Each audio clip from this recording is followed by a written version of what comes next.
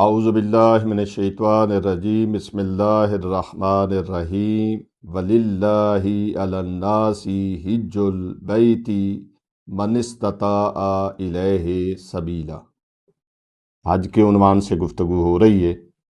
سوال ہے کہ کیا پورے حج کے سفر میں حج کے دوران انسان کا باوضو ہونا رہنا ضروری ہے؟ تو اس کا جواب یہ ہے کہ وضو ایک بہترین عبادت ہے، لیکن حج کے تمام اعمال میں حاجی کا باوضو ہونا ضروری نہیں ہے۔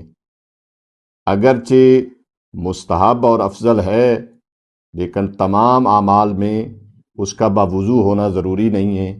فقط دو اعمال ہیں جن میں وضو ہونا شرط ہے اور ضروری ہے کہ وہ وضو سے انجام دے۔ اگر وضو سے انجام نہیں دے گا تو وہ اس کے دونوں حج کے اعمال باطل ہو جائیں گے۔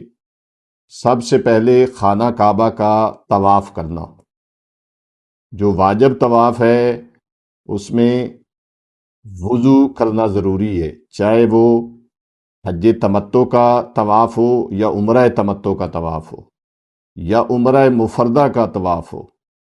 طواف کے اندر باوضو ہونا ضروری ہے۔